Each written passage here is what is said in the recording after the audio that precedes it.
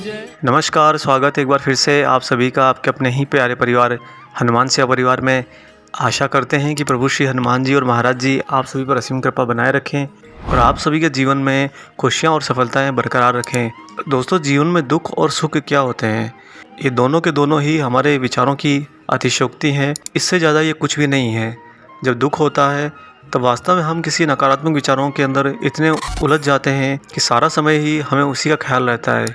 चाहे हम कितनी भक्ति करते हों, चाहे हम कितनी दिव्य गुरु के श्री चरणों में क्यों ना हो, परंतु ये विचारों की अतिशयोक्ति हमें ऐसा उलझाती है कि हमें हर तरफ अंधकार लगने लगता है। साथ ही साथ हम अपने इष्ट अपने गुरु पर शंका कर बैठते हैं और हमें लगता है कि ये दुख हमारे ही जीवन में क्यों है। हमें हमारे काम बिगड़ते हुए दिखते हैं।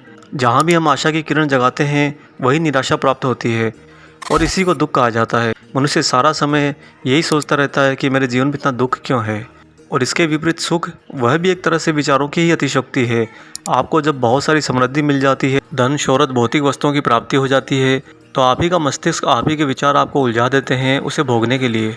और मनुष्य को लगने लगता है कि उसके जीवन में तो सब कुछ खुशियाँ ही खुशियाँ हैं, अब उसके जीवन में कभी कष्ट नहीं आएंगे। परंतु होता हमेशा इसके विपरीत है। सुख की घड़ी में मनुष्य उन दुखों को भुला देता है और साथ ही उन सुखों को भोगने में अपने ही प्रभु, अपने इष्ट, अपने गुरु से दूरी बना लेता है। दोस्तों, आज आपको ये बातें इसलिए बताई ताकि आप समझ सकें कि दुख और सुख दोनों एक दूसरे के साथी हैं और उनके बीच में ही हमारा जीवन सदैव चलता रहता है। हम हमेशा आशा करते हैं और वही आशा हमें दुख या सुख, इन दोनों परिस्थितियों में से किसी एक परिस्थिति में धकेल देती है। आज आपको एक ऐसी ही हटके घटना सुनाएंगे जहाँ पर एक भक्त ने अपने जीवन में जो आशा करी उसे उसके विपरीत ही मिला। और होता क्या है कि जब हम निराशावादी विचारों के अधीन होते हैं तो हमें लगता है कि वास्तव में सब कुछ अब हमारा विनाश की ओर जा रहा है और ऐसे में ना हमारे भगवान हमारा साथ दे रहे हैं और ना ही हमारे गुरु हमारा साथ दे रहे हैं।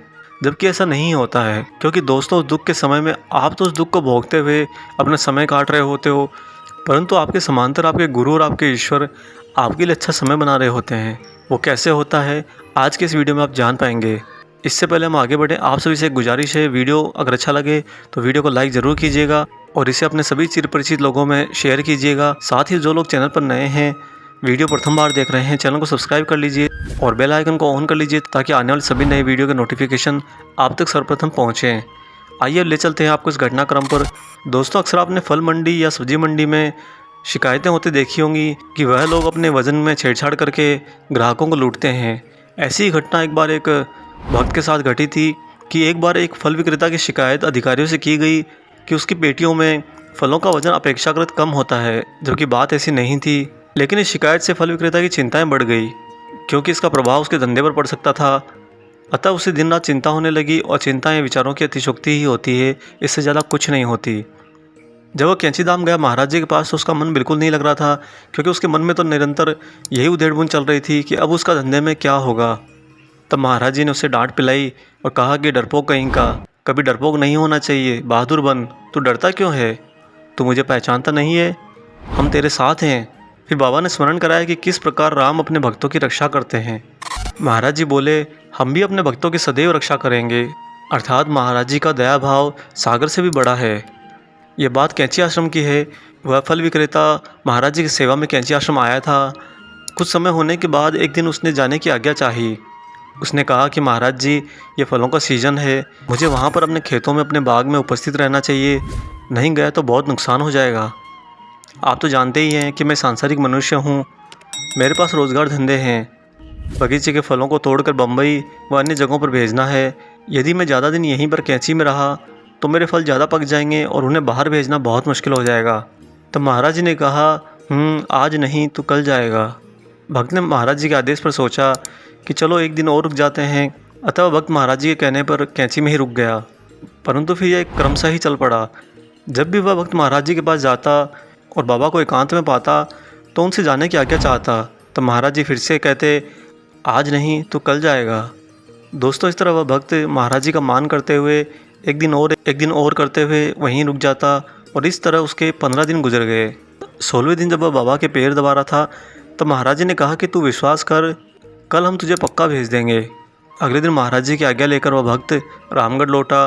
उसने आकर देखा कि उसके फल अधिक पक चुके हैं। तब उस भक्त ने सोचा कि बाबा ने एक दिन और करके उसका सारा नुकसान करा दिया है। फल इतने ज़्यादा पक चुके थे कि उन्हें वह भक्त कानपुर या इलाहाबाद की मंडी तक तो भेज सकता था, परंतु बम्बई जाना असंभव था, जहाँ पर उससे अधिक कमाई मिलती। यह सब विचार उसके दिमाग में और ज़्यादा निराशा भरने लग गए। लेकिन वास्तविक स्थिति क्या थी दोस्तों? वास्तव में बाज़ार में उस समय काफ़ी मंदी आ गई थी। जिन लोगों ने अपने फल दूर की मंडियों जैसे बम्बई, मद्रास, कलकत्ता आदि जगह पर भेजे थे, उनके भाड़े का खर्च भी नहीं मिला था, जबकि उसी भक्त को पास पड़ोस की मंडियों में फल भेजने पर आशा से भी अधिक पैसे मिले। जब उसने फलों की पूरी बिक्री करके हिसाब किया तो वह चकरा गया, क्योंकि उसका मुनाफा गत वर्षों से भी अधिक हुआ था। तब उसने मन में सोचा कि नाहक ही वो दुखी हो रहा था कि महाराज जी ने उसे कैंची में रोककर उसका नुकसान कराया है, जबकि वास्तविकता कुछ और थी। बाबा महाराज तो उससे और ज़्यादा मुनाफे की तरफ ही अग्रसर कर रहे थे। उस भक्त के मुंह से बस इतना ही निकला, उन अंतर्यामी महाराज जी की लीला को कौन समझ सकता है?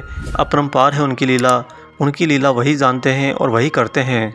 अतः दोस्तों, जीवन में जब कभी आपका नकारात्मक समय चल रहा हो या आपके चारों ओर नकारात्मक घटनाएं घट रही हो, तब आप अपने आप को संयम में रखिए और कभी भी विचारों की अतिशयोक्ति की गुलामी मत करिए, क्योंकि आपको नहीं पता, आप एक दो बुरी घटनाओं से तो वैसे ही गुजरे होते हैं और आने वाले समय में वही विचारों की अतिशयोक्ति आपको और ज़्यादा नकारात्मक घटनाओं की ओर धकेल सकती है। वास्तविकता यह है दोस्तों कि जब भी आपका बुरा समय होगा या बुरी घटनाएं घट रही होंगी, ईश्वर आपके लिए कहीं ना कहीं अच्छी घटनाओं का रूपांतरण कर रहे होंगे, उनकी संरचना कर रहे होंगे। हमें ये पता ही नहीं होता है, क्योंकि मनुष्य इस भौतिक जगत में सिर्फ लालच से बंधा है। उसे कुछ मिल जाए तो भगवान की वाह वाह, और उसे कुछ ना मिले तो कौन भगवान, कैसा भगवान। इसे ही माया का दर्पण, माया का मोह कहा जाता है, जिससे मनुष्य अछूता नहीं रहता। जिसने सत्य की पहचान कर ली, अपने गुरु अपने ईश्वर को पहचान लिया, उसके लिए ये छलावा ज़्यादा दिन नहीं रहता। जीवन में सुख और दुख ये दोनों सिर्फ घटनाएं हैं, इससे ज़्यादा कुछ नहीं। और जब आप संयम रखना सीख लेंगे तो आप दुखों को बहुत जल्दी पार भी कर लेंगे और अपने सुखों को ज़्यादा समय तक सहेज कर संभाल कर भी रख पाएंगे। आशा करते हैं आज का ये वीडियो आपको अच्छा लगा होगा। वीडियो अगर पसंद आया है तो वीडियो को लाइक करते जाना, साथ ही जो लोग नए हैं चैनल को सब्सक्राइब भी करते जाना। मिलते हैं जल्दी एक और ऐसे ही शुभ अंक के साथ। तब तक अपना और अपने माता पिता का